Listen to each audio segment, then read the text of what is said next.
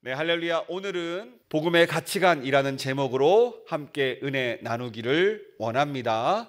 이 시간 말씀이 선포될 때 성령님의 감동, 감화, 교통, 역사하심이 우리 모두에게 함께하기를 축복합니다.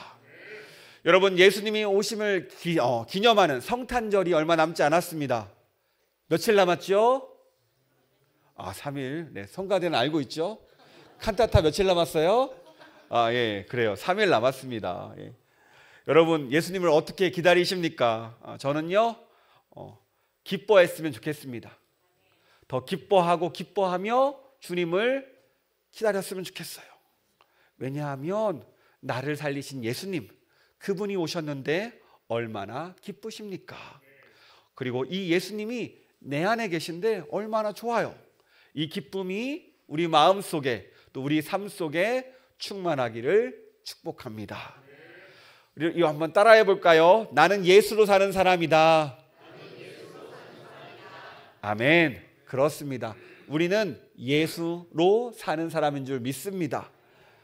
우리가 방금 외쳤듯이 우리는 예수님으로, 예수님의 은혜로 사는 사람들입니다. 그런데 우리의 몸, 이 육신은요, 세상에 속하여 세상의 방식으로 살아가지요. 대한민국에 속해 있고 대한민국의 법 안에 살고 있습니다. 쉽게 말해서 우리는요, 세상의 방식과 세상의 기준에 맞추어 살고 있다는 뜻입니다. 이것을 세상의 가치관이라고 이야기해요. 그런데 이 세상의 가치관이라는 것은요, 시대에 따라서, 유행에 따라서, 상황에 따라서 변합니다. 기준이 한결같지 않아요. 마치 정의라는 기준이 그 사회적 합의에 따라서 변하는 것처럼 기준이 움직인다는 겁니다. 하지만 우리는요, 세상에만 속한 사람이 아니죠. 어디에 속해 있습니까? 예수님을 믿는 사람으로서 하나님의 백성입니다. 하나님 나라의 백성이에요. 하늘에 속한 사람입니다. 그렇습니다. 우리는요, 예수님을 믿기에 우리의 기준은 세상과 다릅니다. 바로 우리는요, 복음의 가치관, 말씀의 가치관, 은혜의 가치관을 따르는 사람이기 때문입니다. 이 복음의 가치관은요, 세월이 흘러도 시대가 변해도 변하지 않습니다. 왜 그렇습니까? 말씀이 기준이 되기 때문입니다. 그래서 그런지 우리가 복음의 가치관을 따라 산다는 것은요, 쉽지 않습니다. 왜 그럴까요? 우리가 세상에 속해 있기 때문입니다. 이 세상을 살아가기 때문이라는 거죠. 우리는 오히려 이 나라, 우리가 이 땅 사는 이 대한민국의 방식이 익숙합니다. 그 기준이 익숙해요. 오히려 복음의 가치관을 살고 그렇게 살아가는 것이 어색하다라는 거예요. 왜 그렇습니까? 이 복음의 가치관은 왠지 세상을 살아가는데 무엇인가 포기해야 되는 것 같고, 무엇인가 내려놔야 되는 것 같고, 무엇인가 져줘야 되는 것 같아요. 마치 이런 생각을 가지고 있습니다. 그래서 어떤 이는요, 사도 바울의 말을 인용해서 이렇게 말합니다. 나는 날마다 죽노라. 그런데 좋은 말로 이야기하는 게 아니라, 긍정적으로 이야기하는 게 아니라 부정적으로 쓸 때가 많다는 거예요. 무엇인가 포기할 때, 무엇인가 내려놓을 때 정말 어쩔 수 없이 한다라는 그 말 뜻으로 이렇게 말할 때가 많다는 거예요. 그렇다면 여러분, 이렇게 이 말을 이렇게 쓰는 게 맞을까요? 아니라는 겁니다. 나는 날마다 죽노라. 사도 바울은요, 그런 의미로 하지 않았습니다. 여러분, 복음이란 무엇입니까? 복음은요, 은혜입니다. 따라해 볼까요? 복음은 은혜다. 왜 은혜입니까? 복음은 우리를 구원하신 능력이기 때문입니다. 복음은요, 우리의 공로, 우리의 자랑, 우리의 힘으로 얻을 수 있는 것이 아니지요. 오직 예수 그리스도의 십자가 보혈, 그 대속의 은혜로 받은 겁니다. 이것을 믿으십니까? 한마디로 그래서 복음은 은혜라는 거예요. 따라해 볼까요? 나는 은혜로 사는 사람입니다. 그렇습니다. 우리는요, 복음의 은혜로 사는 사람인 줄 믿습니다. 감사하게 이 복음은요, 우리의 생각과 우리의 마음을 바꾸어 버립니다. 복음의 가치관으로 우리를 새롭게 만든다는 거죠. 어떻게요? 세상의 방식이 아니라 은혜로 살아가게 합니다. 이 복음은요, 세상의 정신이 아니라 세상의 정신을 극복하고 세상을 치유하게 만들어냅니다. 또 복음은요, 우리의 마음을 고치고 치유하여 새 사람으로 만들어 버립니다. 복음은요, 유행이 아니라 말씀을 따라서 성령을 따라 살게 만들어냅니다. 그렇다면 우리는 어떤 삶을 살고 있습니까? 오늘 말씀을 나눌 때 복음의 가치관으로, 오직 복음으로, 은혜로 살아가는 우리가 되기를 축복합니다. 오늘 말씀을 이해하기 위해서는요, 본문의 배경을 우리가 알아야 됩니다. 마태복음 19장을 보면요, 한 부자 청년 이야기가 나오지요. 그리고 그 청년이 예수님에게 묻습니다. 예수님, 내가 무슨 선한 일을 해야 영생을 얻을 수 있습니까? 그러자 예수님께서 말씀하십니다. 내 소유를 팔아 가난한 자들에게 나누어 주고 나를 따르라. 하지만 이 청년이 어떻게 합니까? 재물에 대한 근심 때문에 떠났습니다. 예수님을 떠나가죠. 이것을 본 베드로가 예수님께 이렇게 말합니다. 우리 마태복음 19장 27절 말씀 같이 읽도록 하겠습니다. 이에 베드로가 대답하여 이르되 보소서, 우리가 모든 것을 버리고 주를 따랐사온데 그런즉 우리가 무엇을 얻으리까? 베드로가 말합니다. 주님, 저는 저 청년과 다릅니다. 모든 것을 버리고 예수님을 따르고 있습니다. 주님 아시지요? 그렇다면 저는 앞으로 얼마나 큰 것을 받게 될까요? 이렇게 말하는 거예요. 여러분, 베드로가 이렇게 말한 이유가 무엇입니까? 그래요, 칭찬받고 싶고 인정받고 싶다라는 겁니다. 지금 베드로는 모든 것을 포기하고 예수님을 따르고 있거든요. 이렇게 자신이 헌신한 대가를 요구하고 있습니다. 내가 더 높은 위치에 올라가길 원합니다. 내가 더 많은 대가를 얻기를 원합니다. 왜요? 내가 주님을 위해 더 많이 헌신하고 수고하고 애썼으니까요. 이런 베드로의 말을 듣고서 예수님께서 어떤 표정을 지으셨을까요? 이런 베드로를 보면서 예수님께서 또 제자들을 향해서 말씀하십니다. 내가 진실로 이르되 너희는 몇 배나 많은 상급을 받을 것이며 영생을 상속받을 것이다. 그러나 먼저 된 자가 나중되고 나중된 자가 먼저 될지라. 이게 바로 마태복음 19장의 그 뒤쪽의 내용입니다. 이렇게 말씀하신 후에 복음의 가치관을 예수님께서 알려주세요. 영생을 얻기 원하는 너희에게 천국이 어떤 곳인지 알려주는 겁니다. 어떤 곳입니까? 먼저 비유를 알려주죠. 포도원 주인이 품꾼을 얻고자 이른 새벽에 나갔습니다. 새벽 6시에 나갔어요. 이 주인은 한 데나리온을 주기로 약속하고 일꾼들을 모아서 1차적으로 포도원에 들여보냅니다. 그리고 또 한 번 제3시쯤 아침 9시쯤 나가서 거리를 한 바퀴 둘러봐요. 혹시 사람들이 또 남아있나, 혹시 일을 찾는 사람들이 있나 없나 찾아보는데 여전히 일거리를 찾는 사람들이 있습니다. 또 그 사람을 보니까 안타까워서 어떻게 합니까? 포도원으로 보내요. 또 제6시죠. 낮 12시에도 한 바퀴 둘러봅니다. 그런데 어때요? 여전히 일자리를 찾지 못하는 사람들이 있습니다. 그래서 그들 역시 포도원에 들여보내서 일을 시킵니다.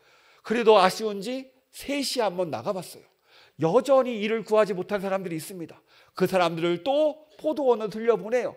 혹시나 5시에 제9시라고 나오죠. 오후 5시에 6시가 퇴근 시간인데 5시에도 한 바퀴 둘러봅니다. 그런데 여전히 일을 구하지 못한 사람들이 있어요.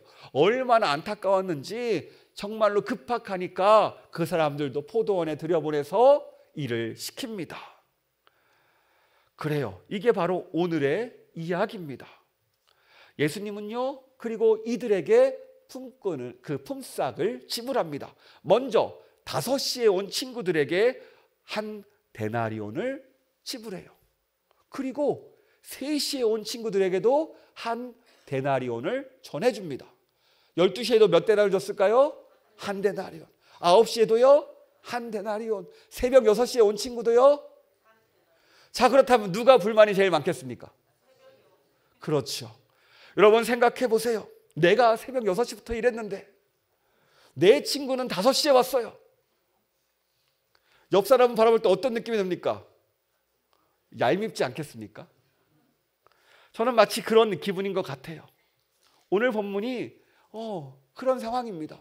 생각해 보세요. 우리가 알바를 하는데 아침 9시에 나와서 저녁 6시 퇴근이 알바했습니다. 알바 열심히 하는데 중간에 알바가 와요. 그런데 똑같은 일당 10만 원입니다. 1시간 일하는 사람도 10만 원이고 3시간 일하는 사람도 10만 원이고 9시간 일하는 사람도 10만 원이에요. 얼마나 기분이 나쁩니까? 마치 그와 같은 경우예요.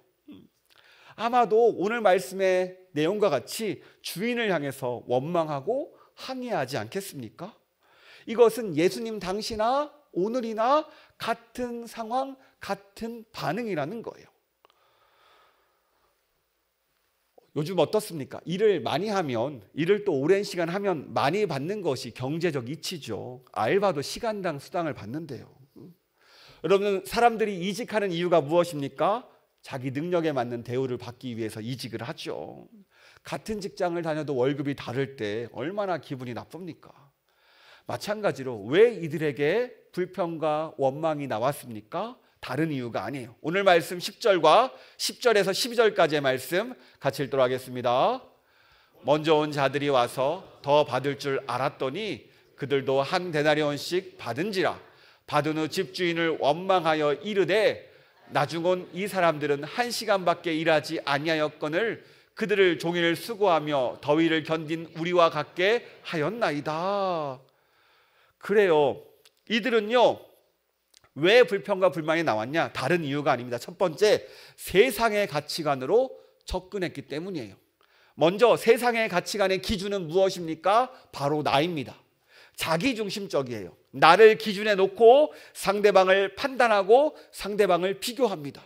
만약 내가 5시에 온 사람이에요. 그리고 내 친구가 새벽 6시에 온 사람이에요. 그럼 옆 사람 볼 때마다 어떤 느낌이겠어요? 씩 웃음이 나오겠죠. 아닌가요? 그만큼 나는 이익을 얻은 것 같거든요. 그래서 이렇게 하잖아요. 내가 하면 로맨스, 남이 하면 불륜이다. 내가 운전할 때 깜빡이 넣지 않고 차선을 변경하면 바쁜 거고 남이 그러면 난폭운전이다. 항상 우리는 자기중심적으로 생각을 합니다.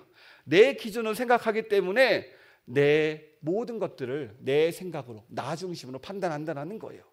그래서 이 사람들은요, 자기중심적으로 경제적 원칙에 의해서 내가 들인 시간과 노동을 계산했습니다. 그리고 비교하고 판단했더니 어떤 결과가 도출돼요? 내가 손해봤다. 그래서 이렇게 이야기합니다. 분명히 내가 더 많이 일했는데, 내가 저 사람보다 더 낫는데, 일도 더 열심히 잘하는데, 내가 더 많이 수학도 했는데, 내가 더 많이 노력했는데, 이러한 불평불만들이 나오는 거예요. 그러니까 나는 주인에게 정당한 대가를 요구하는 거라는 겁니다. 그런데 원망스러워요. 왜요? 정당한 대가를 주지 않으니까 똑같이 집을 받습니다. 이렇게 세상의 방식으로 계산하니까 너무 속상해요. 두 번째, 이들은요, 주인의 마음도 알지 못했습니다.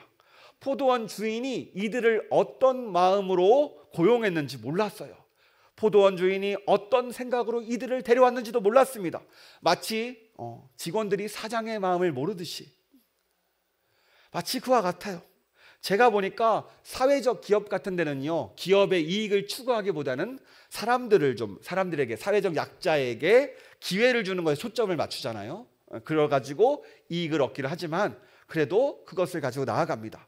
여러분, 왜 사회적 기업을 운영합니까? 사람을 돕기 위함이에요. 오늘 예수님은요, 품꾼들을 데려왔는데 포도 수확을 잘해서 데려온 게 아닙니다.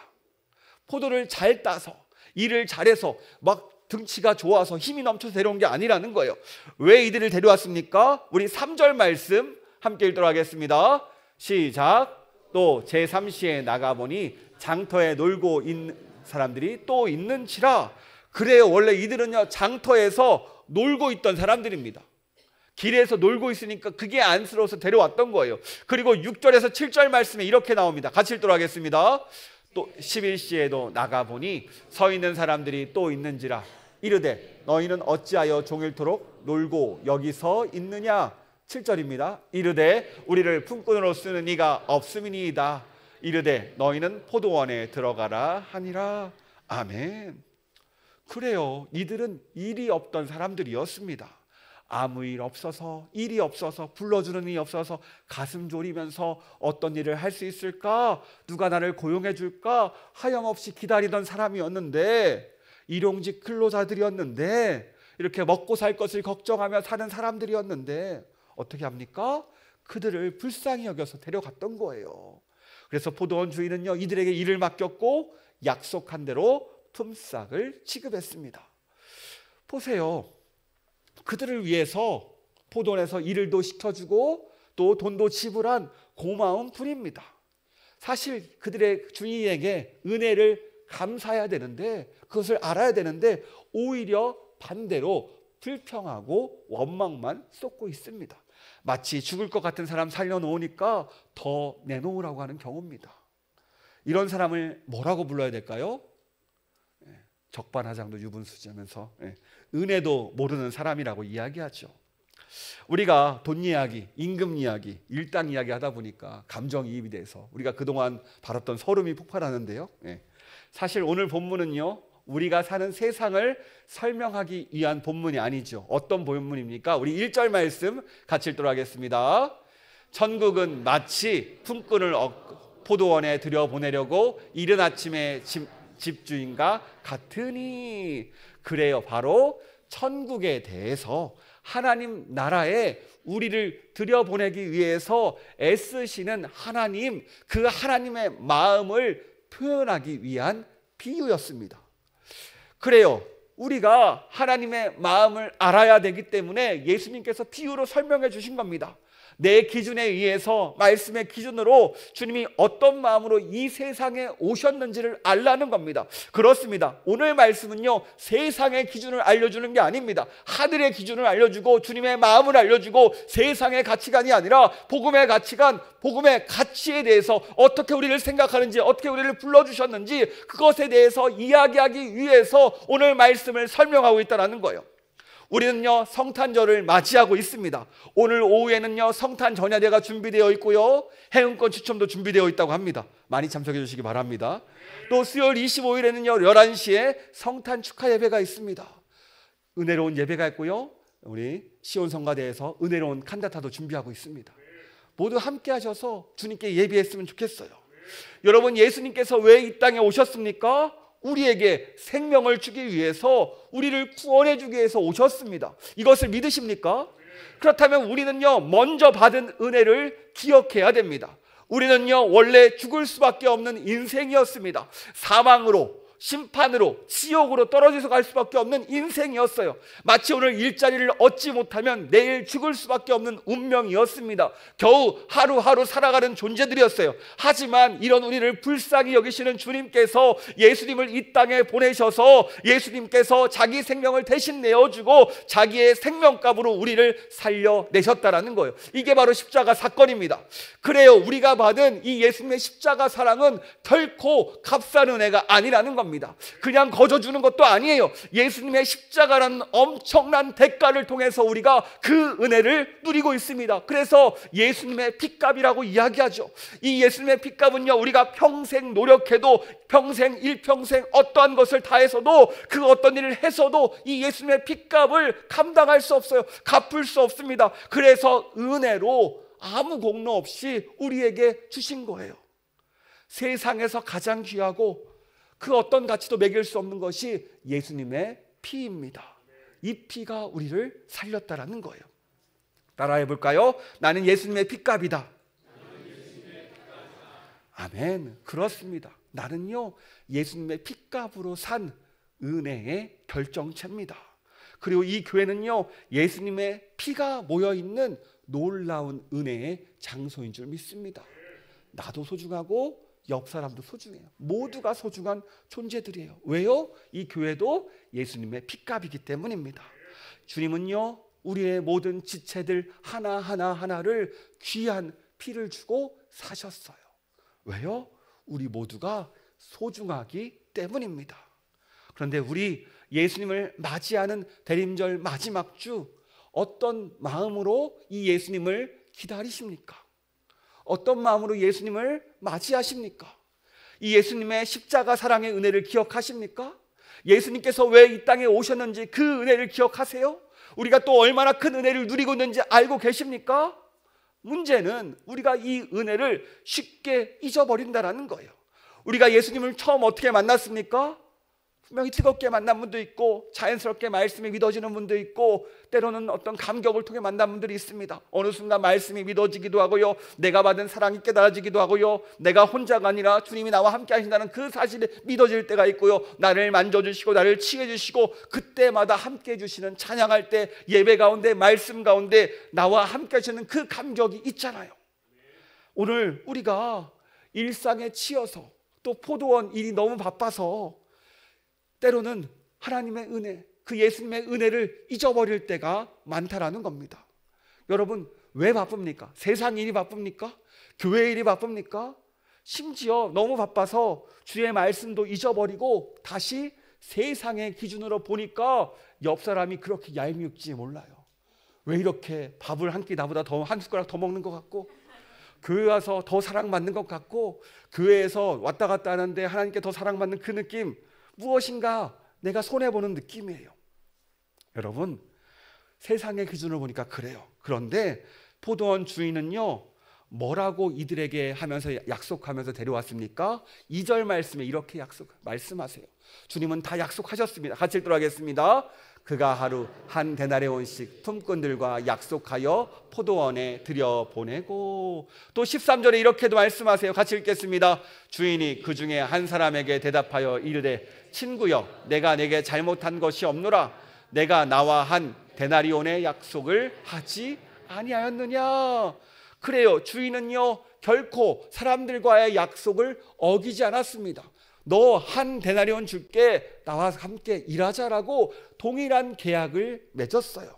다만 결과를 보고 나니까 욕심에 눈이 멀어가지고 주인과 한 약속이 내가 왠지 손해보는 것 같고 기억나지 않는 것 같고 만족스럽지 않기 때문입니다. 오늘 본문은요, 천국은 마치, 그러니까 영생에 대한, 하나님 나라에 대한 비유라고 했죠. 여기서 한 데나리온이 뜻하는 것이 무엇입니까? 바로 구원입니다. 영생이라는 거예요. 주님은요, 오늘도 우리의 생명을 구하기 위해서 돌아다니시면서 십자가 사랑을 전하고 있습니다. 혹시 누가 방황하고 있지는 않나? 혹시 누가 예수님의 사랑이 필요하지는 않나? 오늘도 어찌할 바를 몰라 세상 가운데 방황한 아이들을 찾고 있어요. 왜요? 그들을 포도원으로 들여보내서, 하나님 나라로 들여보내서 구원하기 위함인 줄 믿습니다. 그래요, 우리가 먼저 받았기에 때로는 더 많은 수고를 할 때가 있습니다. 더 많이 노력할 때도 있어요. 때로는 그것 때문에 더 많은 대가를 원하고 더 많은 보상도 원하고, 때로는 베드로와 같이 나중에는 나도 좀 쉬면서 대접받고 싶을 때도 있습니다. 이게 우리의 신앙의 모습이에요. 그런데 오늘 말씀은 이야기합니다. 하나님의 은혜는요, 비교 대상이 아니라는 거예요. 이 십자가 사랑은 비교할 게 아니라는 거예요. 자, 옆 사람 축복해 봅시다. 함께 갑시다. 그래요, 하나님 나라는요 함께 가는 곳입니다. 혼자 가는 곳이 아니에요.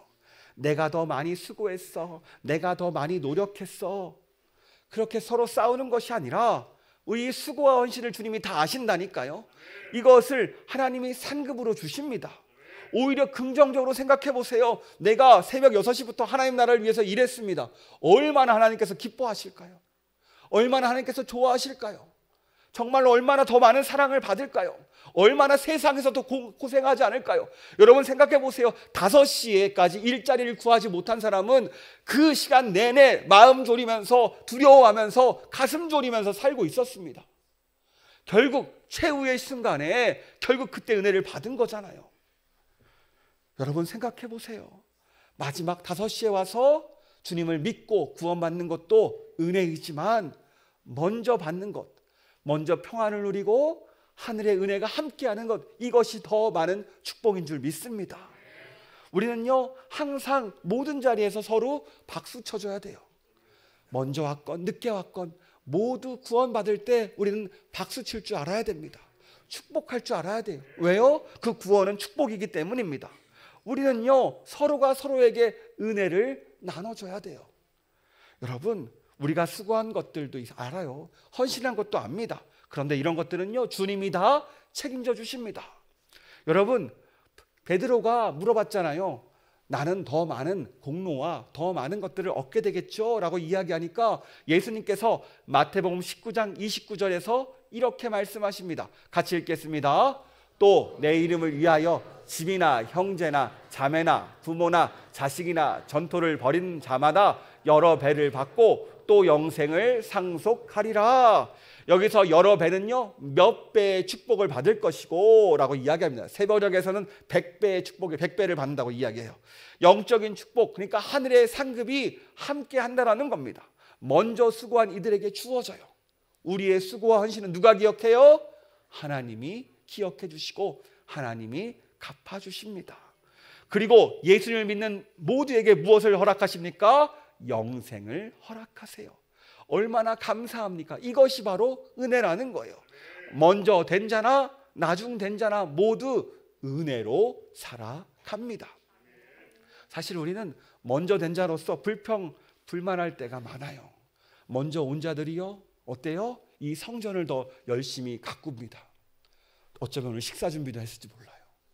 오늘 청소도 했고요, 누군가 교회 봉사 안에서 이 교회를 위해서 주님을 사랑하는 마음으로 헌신하고 수고하고 애쓰는 손길들이 있습니다.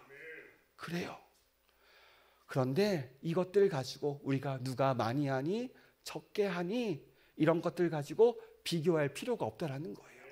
왜요? 은혜는 비교의 대상이 아니라는 겁니다. 세상은 돈을 받고 일하지만 우리는 은혜로 하는 거예요. 감사해서 하는 거예요. 하나님 주신 그 은혜로 나아갑니다. 여러분 앞에서 이야기했죠. 내가 날마다 죽노라.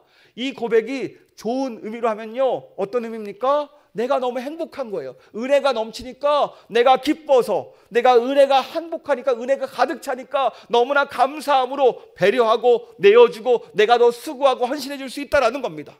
여러분, 나에게 은혜가 있다면요, 그 내가 날마다 죽는 그 은혜도 너무나 감사하다라는 거예요.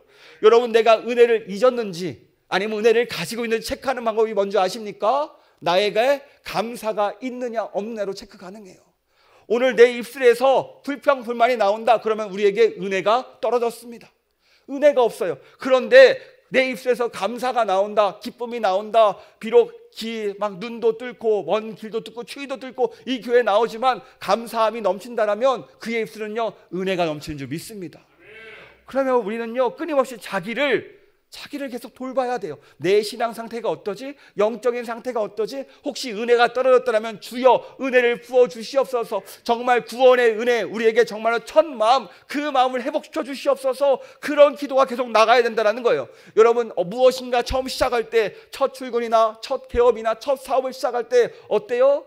그동안 하나님의 은혜를 시작하니까 그냥 좋잖아요. 얼마나 좋습니까? 그런데 조금 생활하다 보면 어떻게 됩니까? 불평불만이 쏟아집니다. 하나님이 이것은 신경 안 써주네, 저것은 신경 안 써주네, 이런 사람은 안 보내주고 사업이 잘 안 되니, 처음 감격, 그 기도도 잊어버리는 게 우리라는 거예요. 그러니까 우리가 감사하지 못한다는 것은요, 은혜를 잃어버렸다는 뜻입니다. 하지만 감사한다는 것은요, 내 안에 은혜가 있다는 거예요. 여러분은 어떤 사람입니까? 끊임없이 감사가 흘러넘치는 은혜의 사람 되기를 축복합니다. 주님은요, 모두에게 은혜 주기를 원하신다니까요. 오늘 말씀 14절과 15절 말씀 같이 읽도록 하겠습니다. 시작.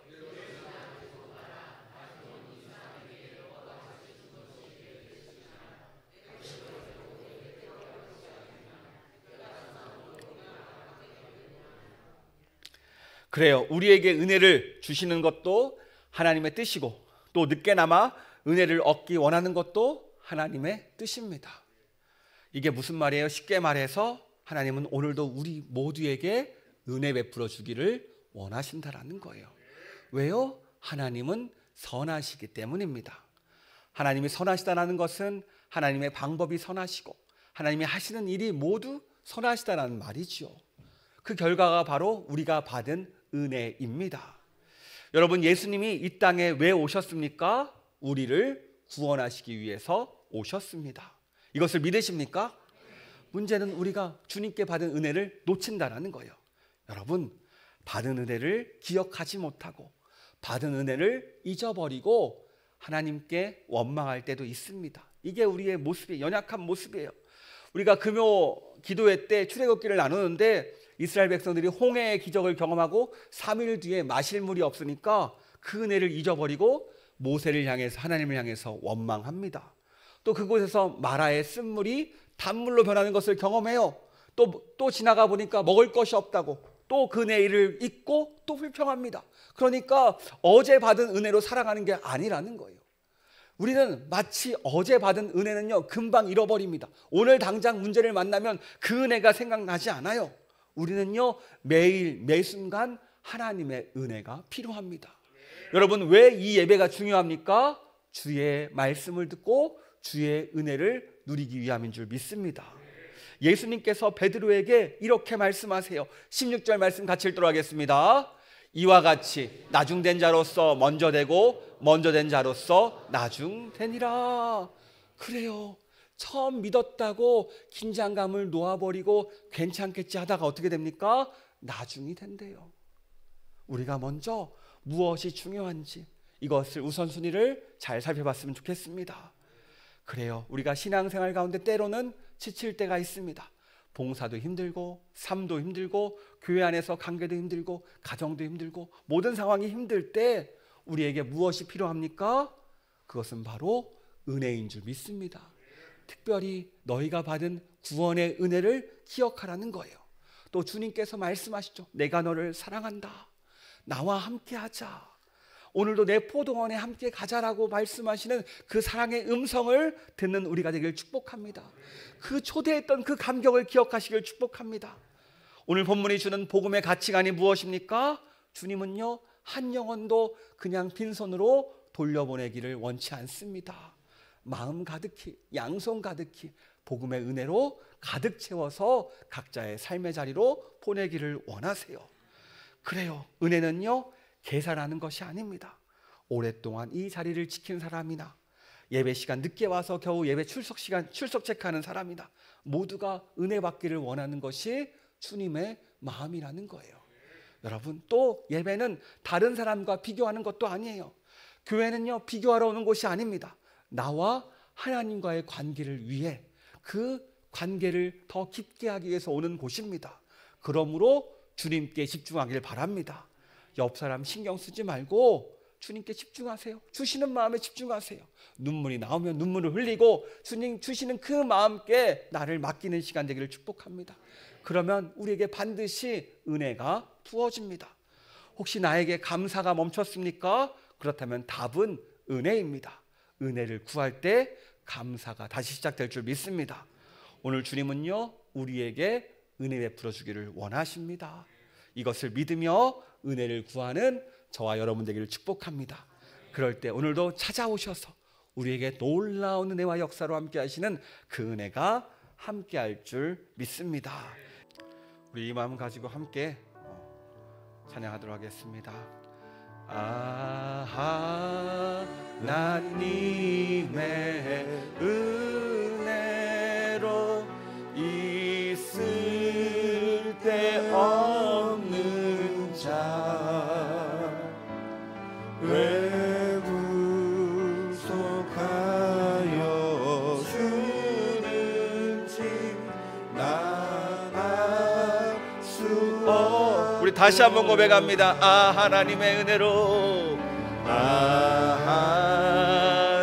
하나님의 은혜로 있을 때 없는 자 왜 구속하여 주는지 난 알 수 없도다. 내가 믿고 또 의지하는 내 모든 형편 잘 아는 주님 늘 보호해주실 것을 나는 확실히 아네. 왜 내게 두세 믿음과 또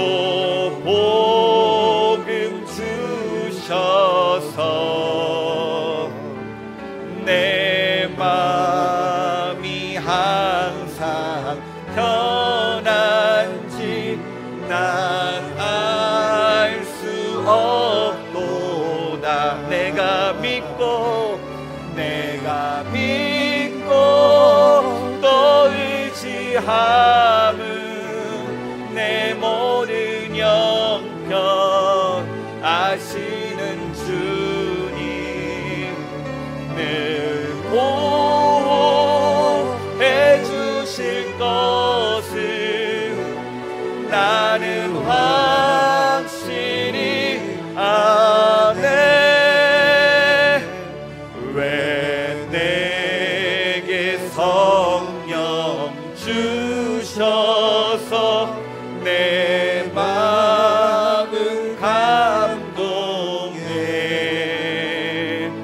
주 예수 믿게 하는지 난 알 수 없도다. 내가 믿고 또 의지함은 내 모든 형편 아시는 주님 늘 보호해 주실 것을 나는 확실히 아네. 주 언제 강림하실지 혹 밤에 혹 낮에 주님 만날 그것도 난 알 수 없도다. 내가 믿고 또 의지함은 내 모든 형편 알아는 주님 그 돌보 봐주실 것을 나는 확실히 아네. 이 시간 같이 기도하기를 원합니다. 그렇습니다. 주님 정말 우리를 주의 은혜로 불러주셨습니다. 우리가 알 수 없지만 그 구속의 은혜를 얻었습니다. 우리의 모든 형편 우리의 상황 아시는 주님께서 오늘 은혜를 풀어주기를 원하십니다. 그 은혜에 감사하면서 주여 더 큰 은혜를 허락해달라고 주님의 이름 3번 부르고 같이 기도하도록 하겠습니다. 주여 주여 주여. 하나님 아버지 감사합니다. 아버지 감사합니다. 오늘 이 시간 온전히 구원의 은혜로 함께 하시니 감사합니다. 오늘 말씀을 통해서 아버지 천국을 위해서 복음을 위해서 애쓰시고 수고하는 주의 마음을 알게 하시니 감사합니다. 그 누구도 이곳에서 복음을 누리고 그 누구도 생명으로 돌아가기를 원하시는 그 마음을 우리가 알기를 원합니다. 아버지 우리가 먼저 된 자로서 서로 시기하고 질투하고 상대방을 비교하는 것이 아니라 모두가 주의 은혜로 살아가는 우리가 되게 하여서 혹시 우리 마음 가운데 아버지 감사가 나오지 않습니까? 불평이 나옵니까? 아버지 이 시간 용서하여 주시옵소서. 우리를 풍요하게 여겨주셔서 아버지 회개하며 나아갑니다. 아버지 우리가 다시 한번 주의 은혜를 구합니다. 우리의 마음 가운데 은혜를 부어주셔서 기쁨으로 감사함으로 아버지 주님께 맡겨진 이 사명 감당하기를 원합니다. 아버지 임하시고 임하여 주셔서 온전히 주님께서 함께할 줄 믿습니다. 아버지 임하시고 도와주시고 역사하여 주셔서 주님만 믿습니다. 주님만 믿습니다. 아버지 임하셔서 특별히 이 시간 가운데 우리가 고백합니다. 아버지 우리의 모든 것들을 아시죠? 아버지 아시죠? 이 시간 우리 주님 마음 우리의 상황과 우리의 환경 아시는 주님께 맡겨드립니다. 아버지 우리의 심령 곳곳이 만져주셔서 주의 은혜가 필요합니다. 주의 사랑이 필요합니다. 주의 한절이 필요한 요구하는분들이 있습니다. 아버지 깊이 있게 만나주시고 아버지 깊이 있게 치유하여 주시고 주님께서 역사해 주심으로 한 영혼도 그냥 갖다 돌아가는 것이 아니라 주님이 약속하신 그 정말로 그 가득한 은혜를 가지고 집으로 돌아갈 수 도와주셔서 아버지 이 시간 가운데 함께하기를 원합니다. 아버지 우리 가운데 도와주셔서 역사하셔서 아버지 나타내셔서 온전히 주님께서 모실 줄 믿습니다. 아버지 임하시고 임하시옵소서. 역사하셔서 나타내시고 임하여 주시옵소서. 하나님 아버지 감사합니다. 오늘 우리에게 필요한 것은 은혜임을 알게 하시니 감사합니다. 우리가 구원의 은혜를 받았음에도 불구하고 이것을 잊고 살 때가 많습니다. 처음 받았던 그 구원의 감격을 회복시켜 주시고 그 은혜로 살아가게 하여 주시옵소서. 아버지 먼저 된 자로서 주의 은혜 가운데 거하고 싶습니다. 아버지 아시죠? 삶의 여러 상황 가운데 또 봉사하다가 지쳐가고요, 여러 가지 상황 가운데 함께 하시고 다시 은혜를 채워주셔서 주의 나라를 위해서, 주님의 뜻을 위해서 다시 달려가는 우리가 되게 하여 주시옵소서. 주님 아버지, 은혜를 채워주실 때 우리가 가능합니다. 아버지, 그 은혜로 함께 하시고 놀라운 은혜로 역사하여 주시옵소서. 주님께서 함께 할 줄 믿습니다. 주님께서 도와줄 줄 믿습니다. 우리에게 은혜로 충만하게 함께 할 줄 믿습니다. 우리를 사랑하시고 우리에게 은혜 베풀어 주시는 예수님의 이름으로 기도합니다. 아멘.